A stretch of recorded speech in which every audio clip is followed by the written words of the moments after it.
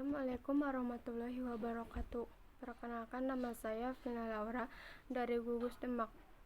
Korupsi adalah penyalahgunaan jabatan resmi untuk keuntungan pribadi. Semua bentuk pemerintah atau pemerintahan rentan korupsi dalam praktiknya.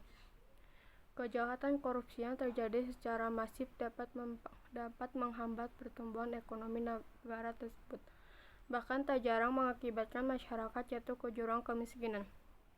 Beratnya korupsi berbeda-beda, dari yang paling ringan dalam bentuk penggunaan pengaruh dan dukungan untuk memberi dan menerima pertolongan, sampai dengan korupsi berat yang desmikan, dan sebagainya.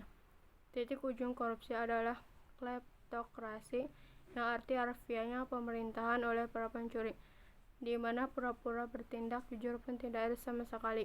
Korupsi yang muncul di bidang politik dan birokrasi bisa berbentuk sepele atau berat, terorganisasi atau tidak.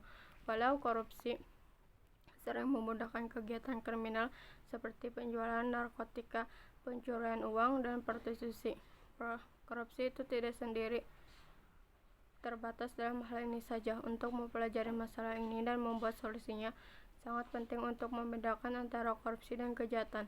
Tergantung dari negaranya atau wilayah hukumnya, ada perbedaan antara yang dianggap korupsi atau tidak. Sebagai contoh, pendanaan partai politik ada yang legal di satu tempat, namun ada juga yang tidak legal di tempat lain.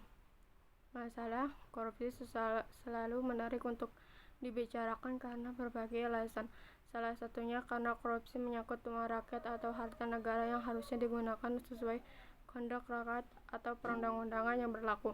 Selain merugikan negara, tindakan korupsi juga bisa jadi penyakit yang akan mencurahkan negara bila tidak segera ditangani.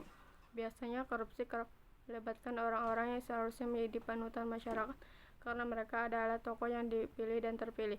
Membiarkan korupsi merajalela hanya akan membuat krisis kepercayaan, sikap putus asa, hingga kehilangan kepemimpinan publik, sehingga negara akan mati secara perlahan-lahan. Salah satu membendung tindakan korupsi adalah dengan mengetahui jenis korupsi dan bila menemuinya segera melapor kepada pihak